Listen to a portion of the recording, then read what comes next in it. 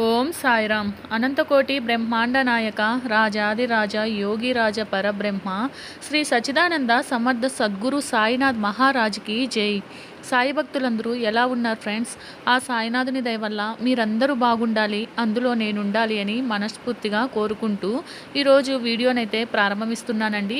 వీడియోని ప్రారంభించే ముందు ఒక చిన్న రిక్వెస్ట్ అండి. మన ఛానల్ ఎవరైనా ఫస్ట్ టైం చూస్తుంటే సబ్స్క్రైబ్ చేసుకొని వీడియోకి ఒక చిన్న లైక్ ఇచ్చి చూడడానికైతే ట్రై చేయండి.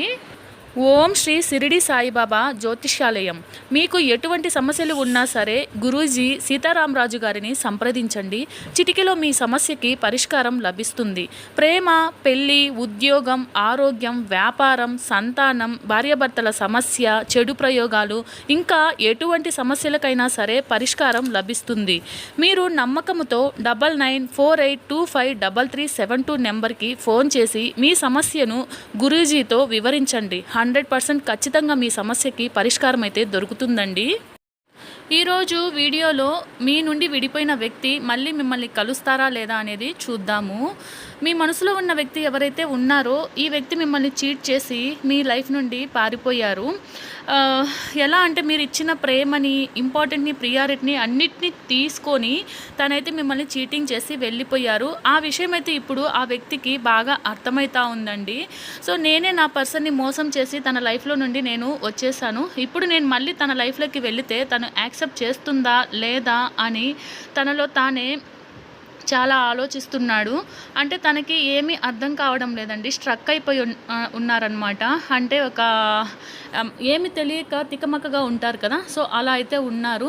తనైతే ఇప్పుడు మీ లైఫ్లోకి మళ్ళీ రావాలి అని దేవుణ్ణి అయితే ప్రేయర్ చేస్తున్నారండి.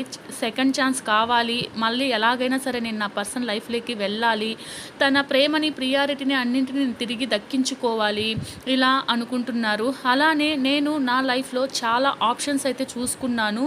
నాకున్న ఆప్షన్లో బెటర్ ఆప్షన్ ఏదైనా ఉంటుందా, తిను కాకుండా నాకు వేరే బెటర్ ఆప్షన్ ఉంటుంది కదా, తినని నేను ఎందుకు సెలెక్ట్ చేసుకోవాలి, తినిచ్చే ప్రేమను నేను ఎందుకు తీసుకోవాలి, ఇలా ఎన్నెన్నో విధాలుగా ఆలోచించి తను వేరే ఆప్షన్స్ అయితే చూసుకొని మిమ్మల్ని చీట్ చేసి అయితే మీ లైఫ్లో నుండి పారిపోయారు. ఇప్పుడు వాళ్ళు చూస్ చేసుకున్న ఆప్షన్ అనేది వాళ్ళకి కరెక్ట్గా అనిపించలేదండి. ఇప్పుడు వాళ్ళు తిరిగి మళ్ళీ మీ లైఫ్లోకి రావాలి, తన ప్రేమని, ప్రియారిటీని, ఇంపార్టెంట్ని మీకు ఇవ్వాలి అని చెప్పి తనైతే అనుకుంటున్నారు. మీ మీద వాళ్ళకి ఇప్పుడు చాలా లవ్ అయితే ఉందండి. కానీ వాళ్ళు మళ్ళీ మీ లైఫ్లోకి రావడానికి చాలా ఆలోచిస్తున్నారనమాట. మోసం చేసి వెళ్ళిపోయాను కదా, ఏ ముఖం పెట్టుకొని నేను తన లైఫ్లోకి వెళ్ళాలి అని చెప్పి చాలా ఆలోచిస్తున్నారు. అలానే దేవుని కూడా ప్రేయర్ చేస్తున్నారండి. ఇప్పుడు ప్రస్తుతానికి ఏం చేయాలో అర్థం కాక తల ఏమంటారు తికమక పడిపోతున్నారనమాట.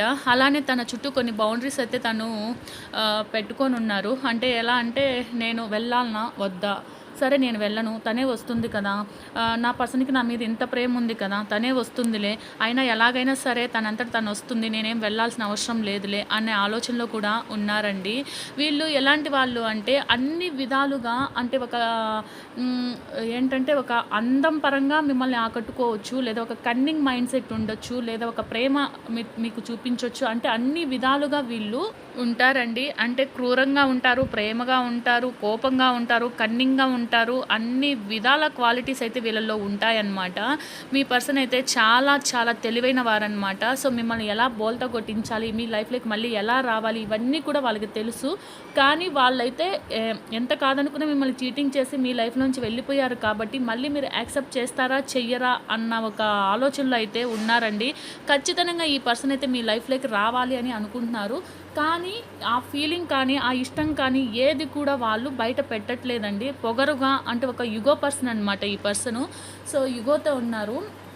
నేను చీట్ చేస్తే మాత్రం నేనే ఎందుకు వెళ్ళాలి తన లైఫ్లోకి, తనకి అంత అవసరమైతే తనే వస్తుంది కదా, ఇలా చాలా చాలా విధాలుగా వీళ్ళు ఆలోచిస్తున్నారండి. అలానే ఖచ్చితంగా వీళ్ళతో మీకు మళ్ళీ రీయూనియన్ అయితే ఉందండి. వాళ్ళకి మీ మీద ప్రేమ అయితే ఉంది.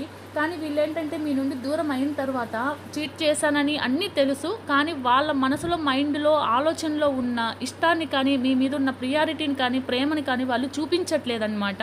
ఎందుకంటే అలా చూపిస్తే నేను ఎక్కడ తక్కువైపోతాను అన్న ఒక మైండ్ సెట్ మీ పర్సన్ది. సో మీరు ఎంత ప్రేమనిచ్చినా సరే, మీరు ఎంత ఎమోషన్ చూపించినా సరే, మీరు ఏమి చేసినా సరే వాళ్ళైతే వాళ్ళ ఎమోషన్ని చాలా వరకు బయట పెట్టరండి. సో ఇలా పలు విధాలుగా మీ పర్సన్ యొక్క ఆలోచనలు ఉన్నాయి. ఎప్పుడైతే వాళ్ళు ఇవన్నీ కూడా వదిలేసి నేను నా పర్సన్ దగ్గరికి వెళ్ళాలని యాక్షన్ తీసుకుంటారో ఖచ్చితంగా వీళ్ళైతే మీ లైఫ్లోకి మళ్ళీ వస్తారు. వచ్చే ఛాన్సెస్ కూడా ఉన్నాయండి. రీయూనియన్ కార్డ్ కూడా వచ్చిందనమాట. సో మీరైతే ఏమీ బాధపడొద్దు, నెగిటివ్ ఎనర్జీలో ఉండొద్దు. అలానే సో మీరైతే మీ పర్సన్ మీ దగ్గరికి రావాలని మనస్ఫూర్తిగా కోరుకోండి. ఖచ్చితంగా మీ పర్సన్ అయితే మీ దగ్గరికి వస్తారు. వచ్చే ఛాన్సెసే ఎక్కువగా ఉన్నాయండి. మీరైతే ఏమీ బాధపడవద్దు. సో రీయూనియన్ కార్డ్ కూడా వచ్చిందనమాట. కానీ కొంచెం టైం అయితే పడుతుందండి. ఒక్కొక్కరి ఎనర్జీస్ ఒక్కొక్కలా ఉంటాయి కదా. కొంతమందికి తొందరగా వాళ్ళ పర్సన్ వాళ్ళ లైఫ్లోకి వచ్చి ఉండొచ్చు, లేదా లేటుగా రావచ్చు. కొంచెం టైం అయితే పడుతుంది. ఖచ్చితంగా అంతా మంచిగా జరుగుతుంది.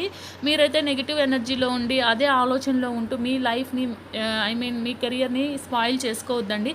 చెప్పడం ఎవరికైనా చాలా ఈజీ, బట్ అది మనం చేయడం అనేది చాలా కష్టం అండి. సో కాకుంటే ఏంటి అంటే చాలామంది కూడా బాధపడుతూ ఉన్నప్పుడు మీరు బాధపడండి అని ఎవరు చెప్పలేరు కదా. సో ఈ బాధ నుంచి మీరు కోలుకొని మీ లైఫ్లో మీరు హ్యాపీగా ఉండండి అని చెబుతారు.